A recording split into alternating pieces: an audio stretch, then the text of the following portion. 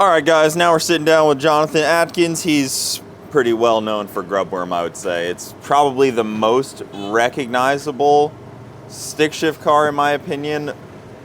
Probably, I don't know why, honestly, because it's just a Camaro. You'd think some of these other, like, more loud cars, and I say just a Camaro as just a Camaro owner, so I feel I can speak on that. But LT junk, which is awesome. It's your claim to attack everyone. I wouldn't say it's the claim to fame, it's your claim to attack LS guys. Right. And you build LSs, so it's funny to see you attack LS guys as well. What sparked the attacks? I was always an LS guy. Of course, I owned a shop that was LS-based performance, and the LT cars would come in from time to time, but you do 100 LS cars to every one LT, and this particular car belonged to a customer named Randy Grubbs, which is kind of why it's the Grubbworm. Oh.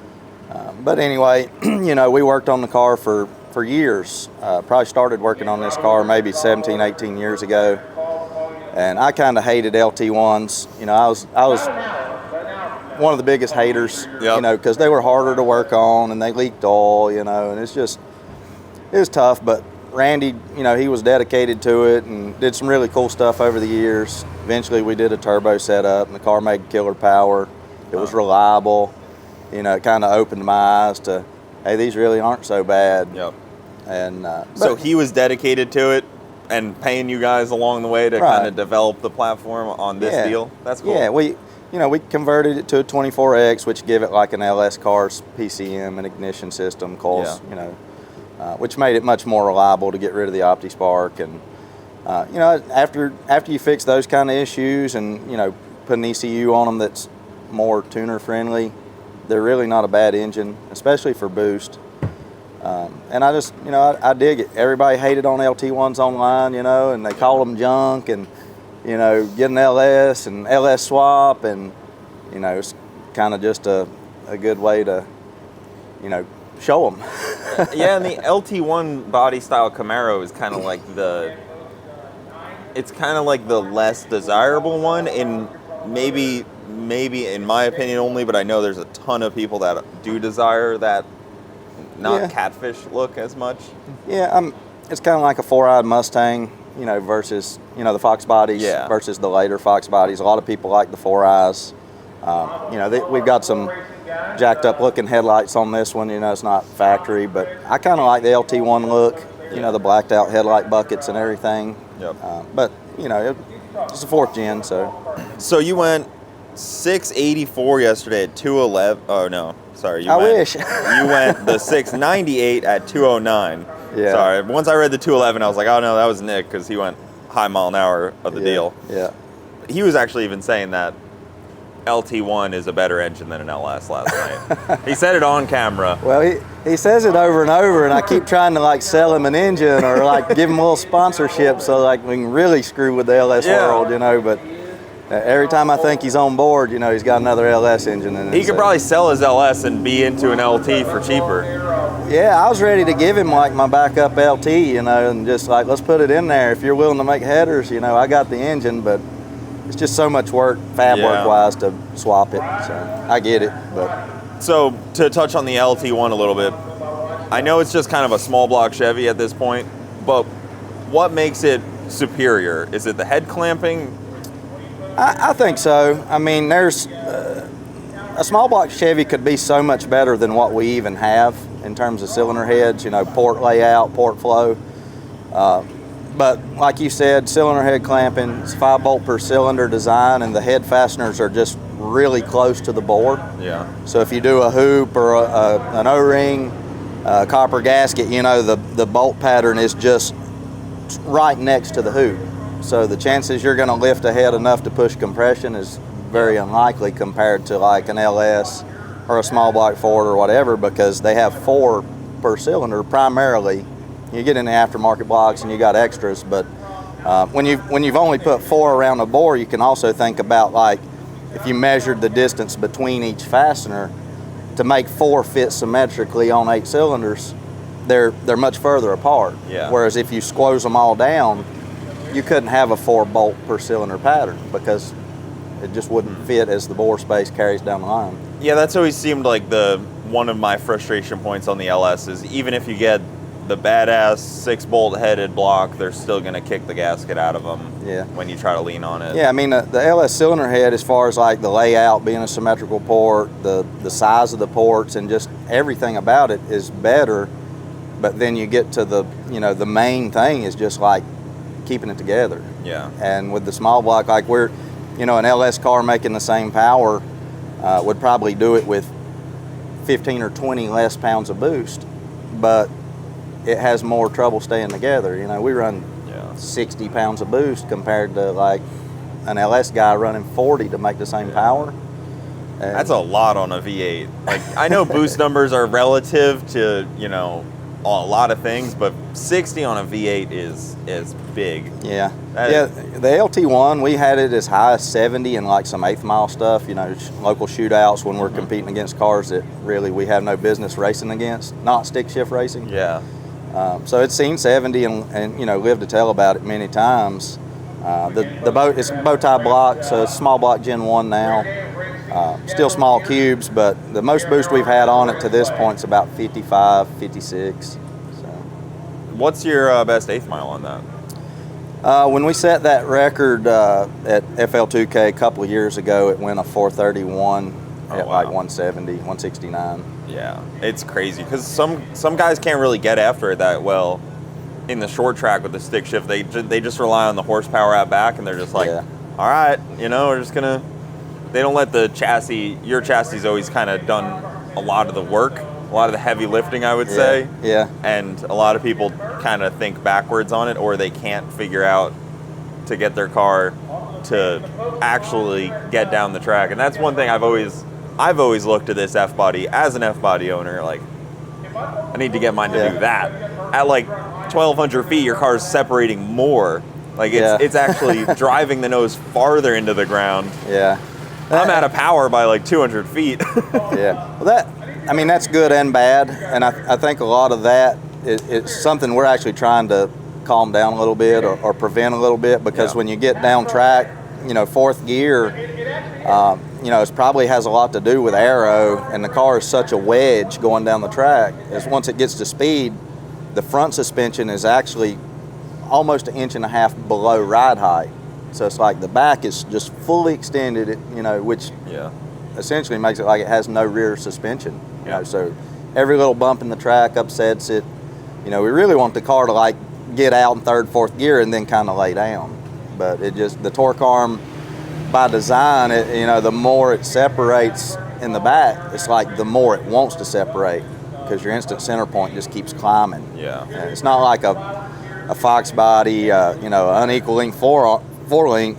As it separates, that point's moving out in front of the car, so it kind of gets to a point where it just relaxes, and then aero will kind of push it down. Yeah, the bars never really like get that same kind of because they're different lengths. That point's moving out in space, but with the torque arm, your instant center is always at that point where your torque arm would be attached to the chassis, like that vertical line, and then your bar angle, as it separates, it's doing this.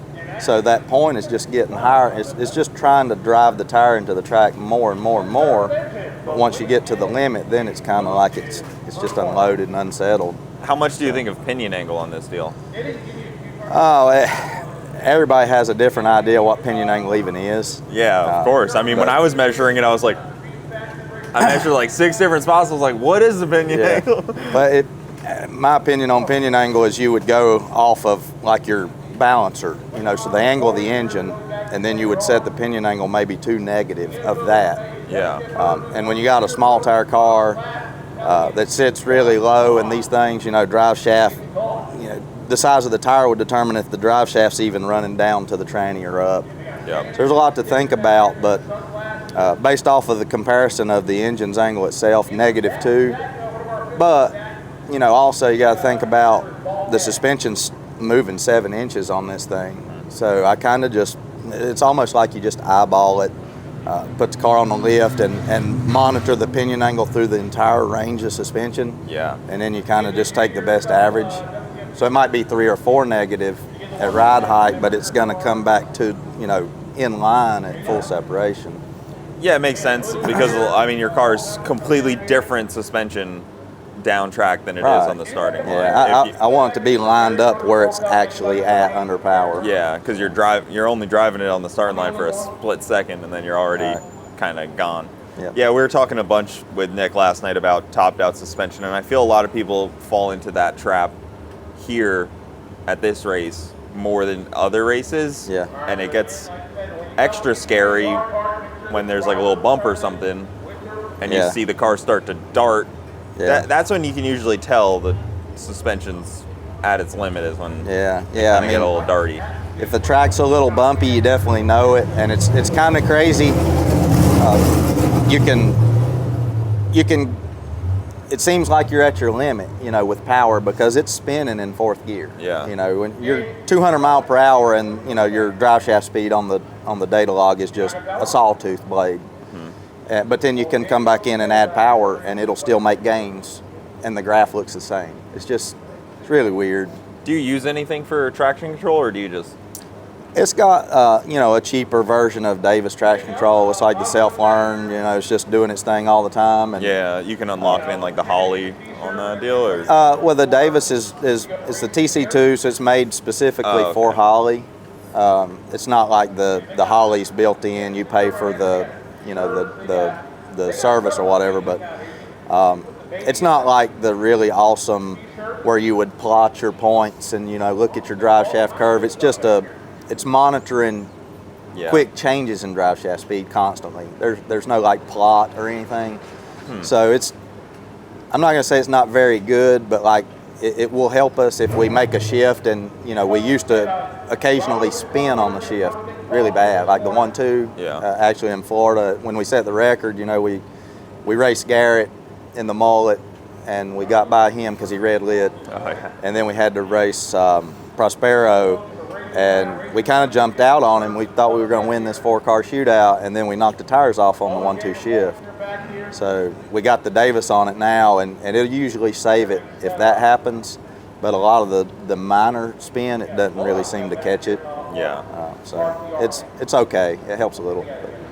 It's definitely a cool deal. I've seen some of them. I know Garrett has the upgraded Davis boxes in a couple of his cars for the traction control. It's also about who's on the keys on those things, because not everybody's really quite adapt to handling a traction control. Pete's got a pretty good handle on that stuff. Yeah, Pete's been doing it for a long time, and Davis is, generally in our area. I think they're in the Asheville area. So Nick also said he never got his cheeseburger. Well, he's gonna get a cheeseburger. I'm not a cheeseburger chef. I just eat them. Oh, you don't cook them? My uncle comes with us a lot of times. He's usually our chef when he's here, but we went to the Wisconsin race, and I had COVID and everything, and I was just like trying to stay away from everybody. That's fair. So then we went to Florida, and we made a cheeseburger, and I texted Nick, and I was like, "Hey, got you a cheeseburger," and he never came by, and they were really terrible anyway. What was the car doing in Florida? We made it to the finals until, the rain and curfew, I guess, combined kind of got us. It sucks because, I think about, what happened at FL2K this year, and I can't, there's, a mental block because I'm like, oh, yeah, we never finished. Yeah. It kind of just, stopped. Yeah, we were doing good. It's kind of, our regular bracket racer type, let's win the race mode. We didn't really try to go super fast or do anything, special, so. Cars were getting pretty tore up down there for the most part. Yeah. Everybody's stick cars were getting pretty, as they do. Same here, it seems like already. The normal stick shift racing is stuff breaks. So I was talking to Sean about this, Matt, and we were talking about rules, and he was like, I don't want any rules in stick shift because it's outlawed. Right now it's no big blocks, tire size, and it's pretty much it, H pattern. Should they open it up a little more? Is there... now the H pattern's caught up with some of the other, sequential stuff and things that aren't really as, at first when you guys were going 750s, it was like, okay, you got to keep them out.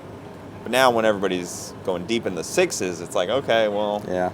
Well, I think our car is a good example for my point because, you know, we're racing against cars that are 23, 24, 2,500 pound cars now that just really haven't got them sorted out yet. Yeah. And when you think about rules, you don't really look at what everybody's doing right now.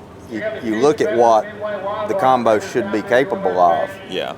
And if we're capable of going, you know, bottom 60s 2 years ago with a torque arm, stock suspension, stock bolt point, stock floor pan, stock wheel tub, 2,885 pound car, according to these scales yesterday, you know, if we can do that, what could we do if we had, you know, not to, you know, for anybody to take this wrong way, but what if we had Nick's truck or Tonsky's car that's 200, 300, 400 pounds lighter, you know, double frame railed, 4-link, just better everything. So, you know, I think right now it's all good because everybody's real close, whatever.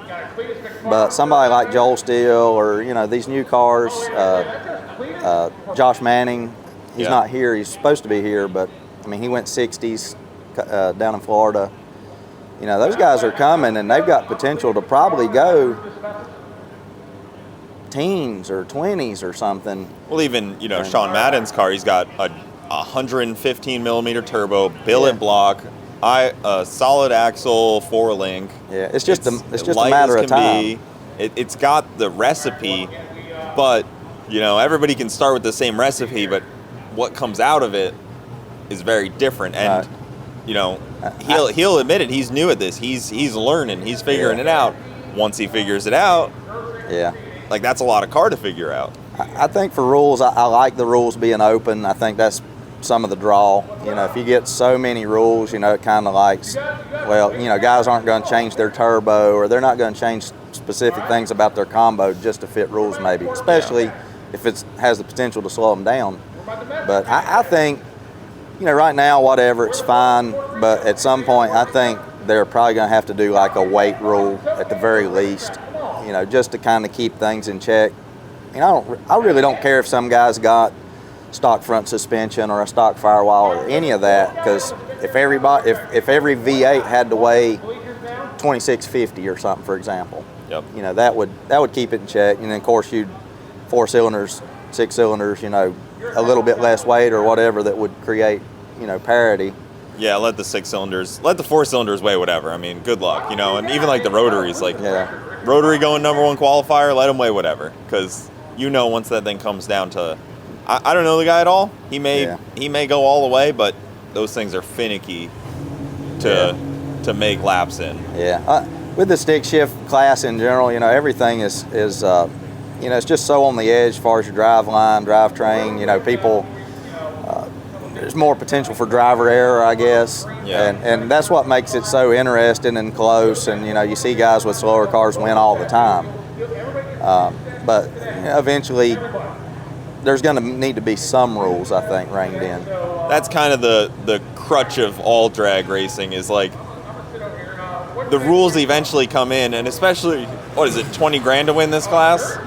Yeah. It's going to bring out people. People are going to start to think about putting a T56 in their car that have like a well dialed in program, you know, like, oh, I got this car that works pretty great, you know, like somebody like Brett LaSalle is like, well, you know, there's 20 grand to win, I don't know. Yeah, Brett literally came up to us maybe at the reunion, or it might have been last year. I think, you know, Victor had posted it was 20 to win at FL, and this was going to be 20 to win, and he came up to me and he's like, what's it going to take to put a stick in my car, you know? And this was before he built the new car. I guess he was trying to map out a plan for what he was maybe going to do with that car or something. I don't know, but I was like, well, yeah, man, come on in. You know, I'd love to see it, but probably wouldn't be hard in that car. I mean, the trans already slides out where it's at. Like, he's got the aftermarket pedals and everything. You just bolt another one on there. Yeah, it'd be very interesting to see a guy like that come in that's had so much success, and then kind of see how the struggle of clutch and stick shift affected. You know? Well, like the data that somebody would have on a car already, just like anyone in general, because it's hard to get a lot of data on a stick car because there's so many variables. If you have a car that you just took a lot of variables out, you got all these passes, all this data, and then you're like, now add one more variable or two more, whatever you want to call it.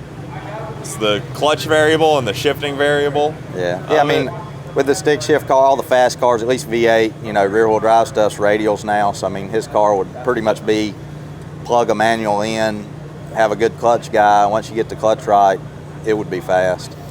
I feel like you were the first in the class to put a slipper style like that.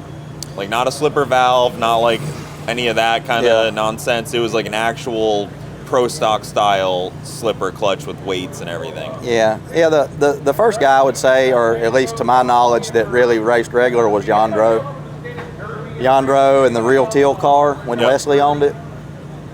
They both had adjustable clutches, Black Magic clutches. Yeah, I didn't realize that. Well, because Yandro also had the yellow car that he raced for a long time. And then the Real Teal car that they also raced together. Right, they started, you know, Yandro was from Florida, Wesley, Real Teal was from somewhere south of in Georgia.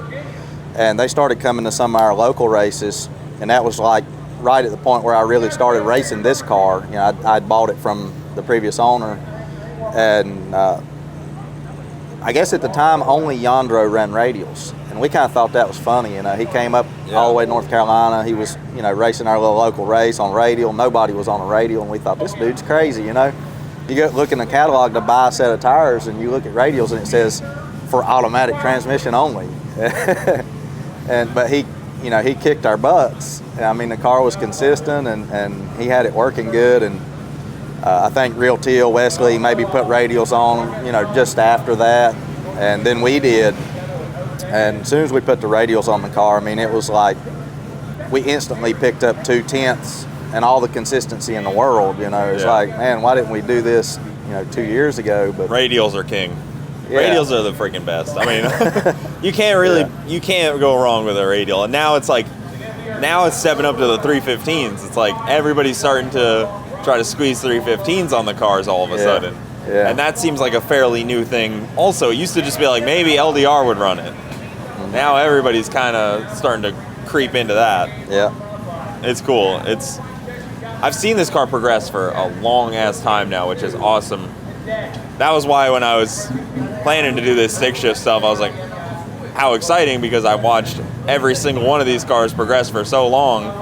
And this one seems to have kind of led the field on progression, but everybody figures it out in their own way almost. It's not like you're sharing all of your knowledge with all these guys so they catch up. Everybody has to find their own way through. Well, I think the stick shift community in general, you know, everybody is friends. You know, we do share a lot of information, and you know, other racers have helped me, and I've helped other racers. You know, we look at each other's data logs and, you know, consult and kind of, hey, maybe try this or that. And it's a little different, I feel like. I mean, I don't keep too many secrets. If somebody asks me something, you know, I'm going to tell you or help you if I can. So. It's cool, man. It's a cool class. Well, we're going to end this off here. We're going to go to the next person. Where can they find you at? What can they get an engine built by you? What are you up to these days? I used to own TIG Performance. I sold it about 1.5 years ago. Still run TIG transmissions, all that good stuff. But I do engines. It's JA Competition. So you go to jacompetition.com. Don't really have a lot of like pre-built crate motor type stuff. So, you know, just email me, Jonathan at jacompetition.com. JA Competition. Or I'm on Facebook, Grubbworm Racing. JA Competition's got a page as well. So perfect, guys. Go find him. Get your small block Chevy, your LT1 or your LS built by him, and that'll do it. We'll go to the next guy. Thanks.